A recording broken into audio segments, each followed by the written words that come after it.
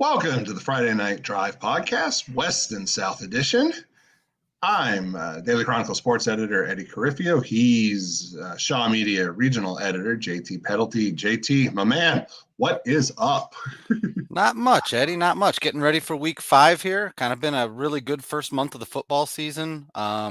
Just had to rake a few leaves out from the mulberry tree that dropped, and kind of you can feel it in the air. Even when it's hot, it's not the same kind of hot. So we're getting to real football weather here. You just said the words mulberry tree. If that's not a rural edition podcast, I really don't know what is. Truth there. Well, if the wife had her way, it wouldn't be there at all. So you're a mulberry guy? The daughter is. Yes, okay. The daughter. We're shifting the podcast focus to a gardening now. Welcome to the Friday Night Drive Gardening Podcast. Rural edition really works well with that too. But nope, I got my first caramel apple at a football game in Minunk last Friday. So fall is here. I'm very excited about it. This is football weather. Absolutely. So let's stay down south. Let's go Three Rivers, Mississippi. I feel like talking some Princeton. Yeah, Princeton and Monmouth Roseville. I mean, that's kind of the matchup to have in the Three Rivers, Mississippi. Both teams come in 4-0, 2-0 in the track. Kind of like the game we're going to talk about next, Rock Ridge and Sterling Newman Central. Kind of both teams' resumes to this point are awfully similar. Casey Etheridge ran for 190 yards and 4 touchdowns for Princeton last week as they pounded Kewanee. And, this is the first time Monmouth Roseville's been 4-0, started 4-0. They came off a 49-0 blanking of Mendota. They're a running team, too, went for 318 on the ground last week, led by Peyton Thompson's 110 yards. This is one of those ones, Eddie, that to me on paper looks like a very, even team matchup. But kind of when you look a little closer at who they've played and what they've done, I got to give the edge to Princeton here. Yeah, not to mention Princeton's history against, what was the abbreviation? Monrose? Is that Monrose, right? I've seen Monrose and things. I'm not familiar enough with them to call them that. I still just call them Monmouth Roseville. I had the privilege of reading Kevin's preview capsules, which, by the way, are available. I think all Marcus preview capsules are now available on Friday Night Drive. So if you want previews of, I don't know, over 17,000 games is my estimate. I think you read at least that many just from the Joliet and Suburban Life markets. But they have a few teams. But no, if I'm not mistaken from Kevin's preview stuff that I got the privilege to read, Princeton's kind of dominated the series recently. That since they joined the conference, I think this is like the 7th meeting, and Monrose won the first one, and Princeton's won the last 6. So I think, like you said, like on paper, this is a pretty even matchup. But once you start digging, it seems like this is Princeton's game, and I think you call it an upset if Monrose ends up getting it. I've said Monrose 114 times, and I love it, and I want to say it another 114. Monrose. It does sound nice. Yeah. I'm not a Sammy Hagar guy, so it's too close to Montrose for me. But both 3A playoff teams last year. So I mean, certainly by saying that Princeton would be the favorites, not calling the Titans any slouches. Both playoff teams. I think I'm pretty sure Monmouth Roseville won a playoff game last year too. So I hopefully they make a good game of it. But I got to think Princeton has a great chance. And really, when you get to this point of the season and you look at Princeton's schedule after this. They have Mercer County in week 8, and you don't want to look by anyone, but I mean, Princeton knocking on the door of returning to a undefeated regular season. They got beat once last year in kind of a stunner, but Mercer County in week 8 after this is really their only remaining opponent with an above 500 record at this point. So Ryan Pearson's Tigers looking good if they take care of business this week. And the other one you mentioned we should probably touch on right here, right now, as good a time as any. Rock Ridge, Newman Central. Princeton beat Newman, yes, earlier this year? Princeton beat both. Princeton beat Rock Ridge. Princeton beat them both. See, there you go. that was kind of, I put on my notes here, mirror match. If anyone was an old school Mortal Kombat player, they'll remember. After you face everyone in order, then you have to fight yourself, and it's a big mirror match in the original Mortal Kombat. I was a Street Fighter guy, and they made you do the mirror match in the regular rotation. So if you were playing as Ryu, you'd have to face Ryu. Nothing wrong with Street Fighter 2 Turbo, man. I'm a Zangief guy myself. Yeah. Well, Rye was the first one I thought of. I'd go with what was his name? Not Zangief, the Beast guy. That was my guy. Get the electrocution going. This is now a Street Fighter podcast, by the way. Oh man, I cannot. His name's going to come to me, and we're going to be in the middle of a football. Blanca. It's Blanca. Blanca. Right? Yes. So. I thought, and we'll have more M Bison when we get into the Interstate 8. But yeah, I mean Newman, it's just been an absolute roll. But the reason I mentioned mirror match is just these two teams on paper I've seen them both live, but neither of them this season. But seen the programs in recent years. On paper, these are the same team. I mean, Newman lost in week 1, 28-14 to Princeton, hung in there, played them tough, but lost. Rock Ridge lost 27-18 in week 2 to Princeton, hung in there, played them tough, didn't get it done. Other than that, they've rolled everyone they've played. And, Rock Ridge, and this is a fun one, Rock Ridge is outscoring its opponents 149-60. Newman is outscoring its opponents 151-62.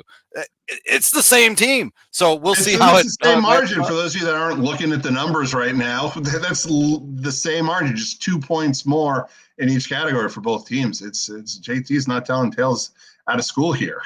Yeah, so I really think this should be a great matchup, and kind of see where you fall. I mean, Central, everyone knows what Newman is. Everyone knows what Rock Ridge is. Should be just a fantastic football game. Definitely the Spider-Man meme of football games. I'm skewing younger now. I'm trying to court that Gen Z audience. Street Fighter and mulberry bushes aren't cutting it. It's the Spider-Man meme. I like that you're skewing younger by referencing a meme taken from like a 1960s cartoon. Who understands the Zoomers, okay? I've got like 3 of them, and Lord knows I don't. Well, I think now would be a great time. If you wanted to, we'll kind of slide. We've been far west. Let's slide far east of the kind of our rural edition podcast. Bring in Rob Osterly. Rob lives in Morris, works for the Joliet Herald News and Morris Herald News. Convenient that they're both the Herald News. And Rob, kind of no one better to talk to about kind of Morris football and some of those Illinois Central 8 conference teams over there. Rob, how's it going, man?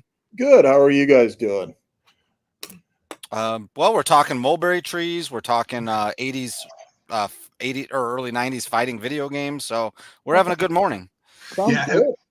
Oh, it's time for the main event now. Do you want to just dive right into Kalen Morris, or is there other stuff we want to do first and pretend like we're not going to spend 20 minutes talking about Kalen Morris? Because I'm jazzed for this one, and I'm sure you are too. Yeah. Let's just start with this one because that's, I think, the one everybody wants to hear about. If everybody's me, yes. Well, maybe not everybody, but a lot of people. Morris comes in, they're 3-1. Their one loss to Peoria, which, you said you were looking at the under at some game, Eddie. If Morris and Peoria ever play, just don't even look at the number, just take the over. Yeah, absolutely. It would have to be set at about 550 for me to even consider the under, I think.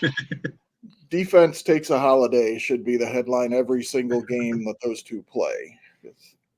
I'd hate to be the Morris's offensive coordinator who last 2 times they played Peoria has put up over 50 points and they haven't won either game.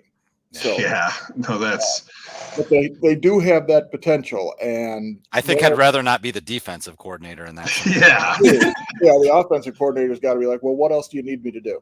I'm putting up 50. It shouldn't be that difficult, but Peoria's got a ton of athletes.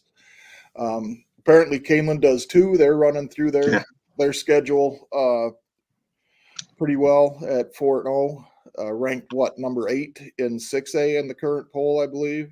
And, first week on the rankings, I think they crashed the party this week. Yeah. And Morris is at 8 in the 5A poll. Historically, these two teams have always played each other tough.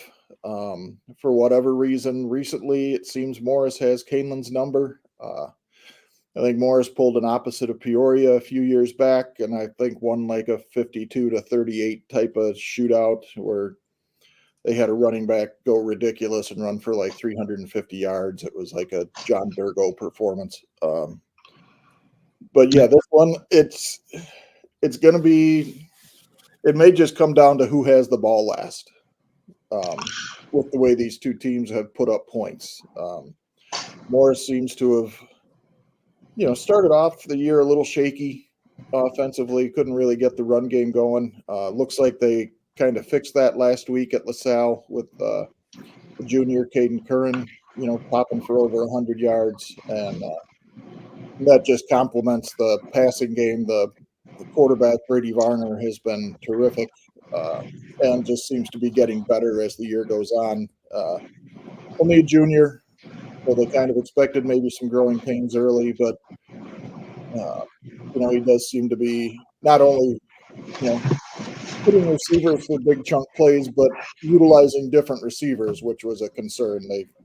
Sometimes he tends to, like most young quarterbacks, he'll lock on whoever is supposed to get the ball immediately, and defenders be damned if there's 3 of them there, I'm still throwing it to my guy. His situation kind of reminds me of a Brock Purdy thing where everyone keeps being like, well, it's just a system guy. Look at all the weapons they have. And he's consistently week after week, like Brock Purdy, unfortunately, proving that, he is pretty good. You take a weapon away, you have an injury, and, the guy just keeps ticking. So, I mean, you got to say nothing but good things. I did want to run this by you before we kind of turn our attention to Kaneland on this one. And, let Eddie trying to chime in on the other side of it, Rob. I found this interesting in last week in our game story coverage at Friday Night Drive by Jared Bell of the LP Morris game. Alan Thorson, Morris's head coach, said kind of what we've been saying and hearing, and I don't know, maybe he's heard us say it, Eddie, and that's how it came up. But from his quote to Jared Bell, we've heard a lot that Morris is down and how young we are, but we still have some pretty good guys, and we showed that tonight. Do you get the sense that Morris is getting a little bit of that feeling disrespected chip on their shoulder? Because that's not good for anybody. No, but I think they use it to their advantage. Because they had a really strong team last year, ran into a ridiculous Joliet Catholic team in the in the playoffs, but lost a few key guys, quarterback and their main wide receiver and their main running back. That's a lot to replace, but these guys that are that have come in, they've been around a while. The season started with Griffin Zweers at running back. Unfortunately, he has an injury that they say when he got it, it would be like 10 to 12 weeks, which would mean maybe if they make a deep run in the playoffs, he might be able to play. But I think they're just going along with, we're okay with, we're just going to plan without him, and if he comes back, great. Yeah, that would be cherry on top of the dessert. They've had another, because Griff was also a linebacker. They have another linebacker that's, if kind of day to day, he might play, he might not. But fortunately for Morris, that was the one position on their defense that Coach Thorson said before the season they were very deep at. So and Eddie, how about the Kaneland side of this thing? I mean, I feel like, broken record. I think people who listen to us weekly, God bless you. God bless you. But, people who listen to us weekly, I think they really have to, they've heard this one a few times, and that is that Kaneland knocking on the door. Kaneland, they're not quite Morris and Sycamore, and that's proven true the past couple of years. If Morris is a little down, and, I'm not saying they are, but, that sentiment is out there. Kaneland's been playing well in a year that they were supposed to maybe have taken a step back. Kind of, what's the feeling, Kaneland? How big is this game for them? And by the way, I want to go on record as saying just because a team's like a little down, that's not a knock at the current team. That's a compliment to the prior team, So I just want to go on record as saying that just anytime you hear, whether it's from us or not from us or from elsewhere, a team, that's not a knock on, the current version of the team. That's a compliment to what, if we're saying it about Morris, it's a compliment to last year. But, Rob mentioned last team to get the ball to score, which is kind of interesting because I was kind of seeing this one the other way. I mean, obviously the Peoria game aside, and the injuries might kind of change this with Morris, but Kaneland's defense has been the bread and butter this year. I know they gave up 20 to Ottawa, but I think 2 of those were after the running clock. I think it was 42 to nothing or something like that at one point. So I think this is Kaneland's defense has definitely been a strength this year. That's why I was kind of curious, Rob, just, we're summing up this Morris defense really quick. I mean, how how have they been? It looks like you throw that Peoria game out, and which you probably should when you're talking defense. It looks like they haven't given up 20 points this year. Yeah, they do have a better defense than what the aggregate numbers would tell you, because the Peoria game's in there. You can't pretend, oh, we didn't play them and they didn't score 58 points. But that's why the term outlier exists. That's what, yeah. But maybe if you look, I haven't, but I bet if you look at Peoria's scores this year, that might be their lowest total. I mean, they put up a ton of points. That's what they're designed to do. So, but yeah, I mean, Notre Dame held them to 46. Oh, okay. And actually, Champaign Centennial held them to 56. Oh, wow. So, and of course, Manual, they put up 86 on Manual last week. Took out some. But yeah, the point still stands is that's, that's like, close to, at this point now, that's probably close to or below their average. Well, you look at what they did to Coal City in week 1, held them to 2 touchdowns. And Coal City since then has scored over 50 in every game. So I think this one tends to score. I'm sorry, go ahead. No, Morris's defense has got a little bit to it. So, I mean, it might not be at, 50 to 40. It might be like a, 28-24, something like that. In that case, I see 28-24 as kind of being on the high end for this one. I really think this one's low scoring. I think the defense is dominating this one. Now, obviously, Canelan's, we talked about the Morris offense and the quarterback that they have. First-year guy. Canelan's rolling with a first-year guy, but a senior who, understudy to Troyer Carlson, who obviously 4-year starter for him. So Kruckenberg's done really good passing. I think he's been overlooked a little bit with the numbers he's putting up, just because Carter Grabowski, the running back, he's been doing literally everything for this team. He's had a couple of interceptions. He's a leading tackler. He returned the kick for the touchdown last week against Ottawa. So I think the contributions that they've been getting from their quarterback are definitely underrated. But I see this as Canelan's defense has been excellent. Morris's defense has been excellent. I see this more in that maybe 28-24, more maybe toward a 24-17, 21-17 type game. I think the official FND pick was for Morris in this one, but I'm going on a limb. I think Canelan gets this one. I think this is the statement game they've been looking for. I mean, obviously they've played some good teams. Washington with a good track record. Wakanda, their only loss so far this year is Canelan. The Calbs had their struggles obviously this year, but I think Ottawa as well. But I think this is I think this is a chance, like the JT was saying. We've been saying knocking on the door of Sycamore and Canelan, or knocking on the door of Sycamore and Morris. I think this is Canelan's year to open that door. Well, and it may well be, because I mean you look at Morris's remaining schedule after Canelan, and it really doesn't get any easier. They go, what is it, on the road to Rochelle. Yeah, they got Sycamore down there. Sycamore's up here this year, right? Sycamore's at Sycamore, and then after Sycamore, they go up to Michigan. So I mean and that's clearly an unknown. We don't know anything about this team from Byron Center, Michigan. It'll be a long trip. Yeah, we know that for sure. And but yeah, this is one that it's kind of hard to say must win in week 5, but this might be one for Morris, especially for playoff seeding, that would really behoove them to come away with a win, because there's no gimmies on the rest of their schedule. Rob, while we got here, I'd love to transition to the Illinois Central 8 Conference a little bit, kind of in your neck of the woods there by Morris. Coal City visiting Peatone, both teams come in 3-1. A little bit of a different kind of probably mood around both teams or trajectory. Coal City lost week 1 to Morris, and since then has just demolished everybody. And then, Peatone started 3-0, and kind of I'll be the first one to say it, and I'm sure this has come across on the podcast. I've been bullish on Peatone this season. I did the Illinois Central 8 preview. Kind of Peatone and Mantino were kind of those teams right below in many people's minds Wilmington and Coal City, as it always is in that conference. And I kind of was like, man, Peatone might peak. They might mess some things up there at the top.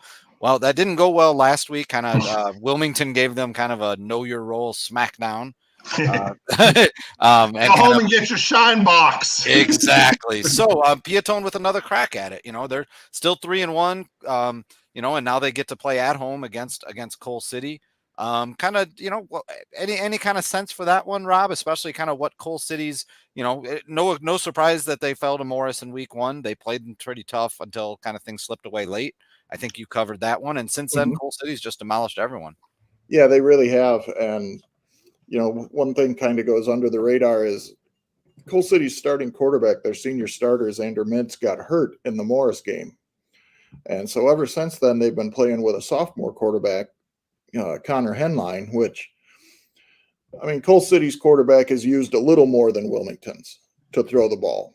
But lately it hasn't been much. He threw 6 passes against Lyle, but he did light it up against Streeter when Coal City came down to Streeter, which if it lets you know how much this was the plan for him to quarterback, I had to ask their stat guy on the sideline, who's at quarterback? This number ain't on the roster. Is it this sophomore kid? And yeah, he was down on the JV roster. So that's how planned it was for Henline to take over. But he was superb against Streeter in, like you said, a limited role. Yeah, their bread and butter is still going to be Landon Benson behind a really big offensive line. And then they're going to play defense. That's one thing about a Coal City team. They are going to hit you. They are going to not let you score, near as much as you normally would. And they're just going to keep the game close. It might not be the prettiest game to watch, but they're going to be in it. If they can, get a couple scores up, all the better for them. Tell you what Peatone might want to watch out for on special teams, because Coal City scored last week against Lyle on both a punt return and a kick return. Lyle's only kickoff of the game to start the second half, and Coal City returned it. Yeah, this is a tough stretch for Peatone. Definitely not a, you have to win or anything. But if you're in the Illinois Central 8 Conference and you want to pick like a tough 3-game stretch, how's this one for you? At Wilmington, home against Coal City, at Manteno. So, you're going to find out a lot. Peatone could very reasonably drop all 3 of those games. I'm sure they don't want to, and I don't think they will. But if they did, they still have an excellent chance finishing with 1-3 Streeter, 0-4 Lyle, 2-2 Herscher. An excellent chance to go 6-3 or, at worst 5-4 and be a playoff team. But I don't think they want that. They had a 6-3 season last year. I'm sure they want to improve on it. This chance against Coal City is kind of one to do that. And one other ice game I was going to bring up is Streeter at Herscher. Streeter's 1-3, Herscher 2-2. This is actually the game I'm going to. Haven't been to Herscher in a few years. Probably because of it. It was a giant rainstorm, and Herscher was wearing the Illinois National Guard uniforms that were camouflaged with a different color camouflage as the numbers. So everyone in the booth was just guessing. I think that kid plays running back. So they've been in the penalty box. oh my goodness. They were the worst uniforms I've ever seen in 26 years now of doing this. But Streeter desperately needs to stop the bleeding. First year coach Matt Clough, they built a lot of positivity, a lot of momentum in the off season, kind of with just kind of a renewed focus on the weight room and doing the work day after day after day, not trying to outsmart people, trying to outwork them, and a lot of positivity. And kind of with 3 straight lopsided losses, that's kind of puts a dimmer on those things. So Streeter would love to turn around against a Herscher team that's coming off a 8-7 win over Reed Custer. I think was that a walk-off double in the bottom of the 7th or something? Almost a walk-off 2-point conversion, but I heard it was a pick 6 is how they got their points. So their offense didn't, or I had read that, so it didn't. So this is not a matchup for the top and maybe not even playoff teams, but a good matchup kind of decide who's in the middle of the pack, and probably a game both teams need. Herscher sitting there at 2-2 with with a lot of who do they still have left? Wilmington, Coal City, Peatone. They kind of have to get this win with 2 losses on the resume, and Streeter just needs to turn things around. Should be an interesting one, like you said, for the middle of the pack. But I think we've kept Rob here long enough. Rob, man. Yes, sir. Are you a Kalen Morris? Is that you this week? Yep, that's me this week. Ah, lucky. So it's that one's always fun. Plus, we've got the annual Grundy County Corn Festival in town, so it's going to be there will be a lot of people in Morris tonight. Might not all be at the game. Oh, they'll all be at the game. They'll find a way to get there and then get back downtown. So luckily, it's just a hop, skip, and a jump away. So.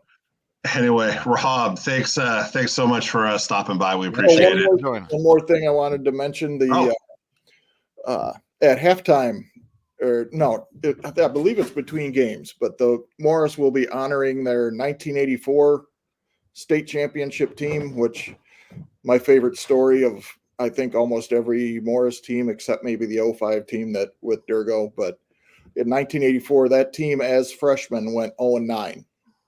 Their senior year, they went 14-0 and won the state title. Hard freshman schedule, or sometimes they made it look like it because they got so much better over those 4 years. And of course, they had a strong contributing junior class too. But for those seniors to go from 0-9, which is unheard of on any level at Morris, to going undefeated and winning a state championship, 3 years later, says a lot about, the dedication and the hard work that those guys did put in over those 3 years. Yeah, definitely be cool seeing those guys. And they're also I think they're doing the 94 and 2004 runners up as well, because they're on anniversary years this year too. So then they have to finish top 2 in state this year. Yeah, if it ends in a 4, they're usually what happened to the 14 team, man? Come on. What did they only make a semifinal? they go to state a lot. They've won 3. They've got 8 runners up. So they make it generally every 5 years or so. Yeah, you're playing Thanksgiving weekend. I mean, I know you'd rather win if you get there. I think it's been since 2017, so they're kind of due. But but like I said, with this schedule, it's going to be a grind. If they make it through at 8-1, no matter how they make it through, they're going to be well tested. Yeah. Well, if they want to make it at 8-1, they'll have to get one this Friday. Yeah, they'll have to start. Just go 1-0 this week. So. Cool. Well, enjoy the game, Rob. We'll be following you on the Twitter, the X, the tweet box, the interwebs, what have you. And looking forward to your story that night, man. Thanks for joining us. Gotcha. No problem. Thanks. Later, Rob. You know what? I just noticed kind of, Eddie, we've been doing a nice little circle counterclockwise kind of around our coverage area for this podcast, as it were, if we have one. And kind of heading back towards you. Yeah, okay. Heading back towards you, I thought we'd stop off in Sandwich real quick. Harvard 2-2 at Sandwich 2-2, Kishwaukee River Conference game. 2 teams going totally different directions. Harvard won its first 2 against Lyle and Reed Custer and has been outscored 59-14 combined in the last 2 weeks. Meanwhile, Sandwich started 0-2, lost to Manteno and Wilmington, 2 teams that used to be in some version of the Interstate 8 with. Who knows? Maybe it was yesterday. Not taking the bait. We only have like 10 minutes left, so taking the bait. But not especially close losses either for Sandwich those first 2 weeks, and people are kind of like, "Oh, is that what happened?" But they just they took care of business against arch rival Plano. They survived Johnsburg last week, 28-21. Running back Nick Michalek, hope I'm pronouncing that right, is emerging as a go-to weapon for them. Ran for 132 yards and 3 touchdowns. If you're on paper, it's kind of like, man, these are kind of the same. I like Sandwich in this one to get to 3-2 and kind of keep that. I don't know if you can have a Cinderella story 2 seasons in a row, but definitely kind of still a feel-good story. Yes, the reemergence of that program is nice to see, and I think they get to 3-2 this week. Yeah, no, I think it's set up for them to win the conference, to be honest. I mean, Richmond Burton's not, how they have been the last couple of years. Woodstock North is sitting undefeated right now, I think. Everyone else seems to be like 2-2 pretty much in the conference right now. Yeah, actually, everyone but Woodstock North's 4-0, Plano's 1-3. Everyone else is 2-2. So there's I know Seuss on the flagship was talking about, and the article he wrote on FridayNightDrive.com about parity being here earlier this week or last week, and definitely seems to be the way in the KRC. But I think Sandwich definitely poised to be in the race. I think they, like you said, take care of business this week. Yeah, all the 2-2 teams. Yeah, well, that's what Seuss wrote about and talked about. All the 2-2 teams kind of offer a lot of the most intriguing matchups. I think this is definitely one of them. And now, kind of as we counterclockwise around, kind of get back into the Daily Chronicle, DeKalb Chronicle coverage area. I know you mentioned Sycamore and Genoa Kingston both have homecoming this week. Kind of talk a little bit about the matchups they have. Yeah, and you're leaving out Hinkley Big Rock, their Friday night soccer homecoming. Naming the field Little for 10 Friday soccer homecomings and volleyball, yes. Yeah, for the small Little 10 schools that don't have football. Larry Doc Peppers, Hinkley Big Rock legend, naming the field after him. But it's on a Friday night, so what are you going to do? Yeah. So, no, Sycamore GK, both homecoming games. Sycamore's got Ottawa, so that, Ottawa obviously looking for the upset, but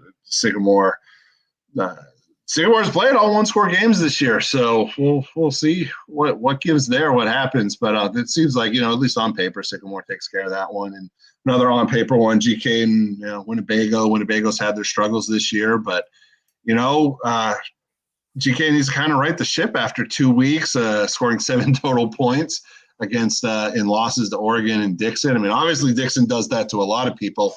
And actually, Oregon or GK kind of hung with Dixon for a little bit, forced a turnover, which Dixon doesn't usually do. Got an interception. It was kind of like what we talked about on the podcast, with Sam last week. If there was a script, it would be GK was going to have to stop the passing, slow down the passing game, get a turnover, and we saw that early. But just they couldn't keep it up for 4 quarters, and not a lot of teams can. So we'll see what GK can do. And they have Byron the week after this, right? They do. So, so this is obviously you want to get to 3-2. So otherwise you could be staring at 2-4 and having to win out. So yeah. So no, this like you said, a lot at stake in this one, not just for homecoming. So we'll. That's the one actually I'm going to be at. Late change to the plan. I got the chance to see GK this year, so I'm going to take it. I don't always get to get up there. Usually it's once a year if I'm lucky, but I'm glad I'm going to be able to get up there for this one. And the incomparable Lenny Isley will get your Sycamore Ottawa game. Incomparable, JT. Indefatigable. I don't know how to pronounce that. I always just say indefatigable. Is that right? I don't even know what word you're trying to say. I read it all the time. It means you're not. It means you don't wear out. You're always working. Okay. But it's one of those words that like when you grew up and you read it as a kid and I think I said origin wrong. I might still pronounce it wrong just because I read it 10 years before I heard anyone say it. Well, we are now a vocabulary podcast. You know what? You did mention real quick Sycamore. I kind of Ottawa this week, then, the big showdown in Maple Park at Caneland. LP team that's tough. And then they have Morris and then they finish up with kind of Cahokia, but Sycamore kind of, we talked about Morris, looking at possibly an 8-1 run. Sycamore, it's on the table to go undefeated. I mean, Caneland obviously have something to say about that, barring an upset against an Ottawa or a LaSalle Peru. Yeah. But more, still have Caneland and Morris. So the tough ones on the thing, but I mean, Sycamore is really kind of, putting together a fantastic season. Yeah, all one-score wins. They've actually been outgained by 200 yards this year. So, like the metrics, if you're one of those advanced stat guys, which you're probably not, but you're would say the expected wins would probably be a little lower. But this is a team that is playoff tested, is getting tested for the playoffs this year. All these close games. The first 2 needed comebacks. The last 2 have needed to stave off the other team. Coming back, they had the ball late with chances to win, and the defenses cracked down. I don't think this team's hit its peak yet. Is the thing about it? They're 4-0, like I said, been outgained and everything. I know Coach Joe Ryan doesn't think they've hit their peak. I don't think they've hit their peak either. I think both offensively and defensively, there's room for improvement. Might be able to see some of what that looks like when they play Ottawa, and hopefully that carries over to when the schedule gets really, really tricky with Caneland and Morris after that. Hold on, Eddie. I'm emailing Matt Trohan, asking him to put up a Pythagorean win-loss on the IHSA football page so we can go by yards gained and points scored. You know what? I think if we don't have any other games to talk about, we can kind of transition into our picks to click. I know you were kind of but in our pre-show meeting, Eddie was like, "Oh man, I forgot to do." So I'll go ahead and do mine first. Gee, thanks for calling me out. Ramble around. This is a podcast about honesty. Now, so okay, well, yeah, well, it is honesty, and I'm going to be honest. I was hoping we could dive into some Byron and NUIC stuff, and I don't think time's going to let us do this week. The NUIC is really intriguing to me with the 9-team setup they have, and you got a big Dupec Galena game. I want to put that. I know there are podcasts that do the NUIC better, but I do think that's kind of interesting. We can maybe get into it next week because. Boy, you have 9 teams in the NUIC, 9 teams in the Big Northern Conference. I'm just putting that out there. Something's changing next year. That is some good math, and yeah, like you mentioned, I think that conference, you got, Dupec, you have Lena Winslow, you have and Lewin's got to take a forfeit this week. Yeah, because their Wisconsin, I think their Wisconsin opponent canceled on them, so I think they got to take a forfeit, which is too bad because with De La Salle canceling last minute, we could have had Fenwick Lewin. Fenwick Lewin sounds like a Looney Tunes character, a skunk. It does. That would have been a suburban private school versus yes, one of our rural ones. Yes, 6A or whatever versus a 1A, but a great matchup. Yeah, we were wrong. But no, your click to pick. You know what? I'm going to go back up in this, since we're still going counterclockwise, I'll go over to the Sauk Valley area. Sterling quarterback Drew Nettleton. He only attempted 14 passes last week in a 40-3 win at Galesburg. He only completed 8 of them. 5 went for touchdowns. So that's pretty good efficiency. Even more striking to me is his touchdown passes were to 4 different receivers. So they're Sterling's visiting a Turner team from Beloit, Wisconsin, that comes in 2-3. It's their homecoming up in Wisconsin. A lot of unknowns here. And as someone who's coached, youth sports and been around high school sports, pretty much their entire life. One thing I know is when you're facing an unknown, team from Wisconsin, I'm sure they trade huddle tape or something, but you don't know anything about their common opponents, level of play, blah, blah, blah. When you're facing an unknown opponent, you really concentrate on yourself and you go to what works for you. And that's plan A. And then you adjust from there. And so, plan A, you got a kid who threw 5 touchdowns last week. I think you come out and say, well, throw us 5 more and we'll be all right this week, Drew. So my pick to click, the Golden Warriors quarterback, Drew Nettleton. Who you think about, Eddie? Now, my very thought out pick that I definitely had ahead of time, it definitely didn't space on, was I'm going Chase Kruckenberg. I mean, obviously, I'm obsessed with Kalen Morris, so we might as well stay that way. I know Grabowski's probably, or Dylan St. Augustine at receiver, or the low-hanging fruit, the obvious choices. But what Kruckenberg's done, I mean, let's put a spotlight on this kid. He's thrown for almost 600 yards. He's completed like 75 to 80% of his passes this year. He's been an absolute just underrated part of what this Kalen offense has been Kalen team's been able to do. I mean, the defense has obviously gotten a lot of attention. Grabowski's gotten a lot of attention, but Kruckenberg has really flown, I think, under the radar again for someone with almost 600 passing yards and a 75 to 80% completion percentage.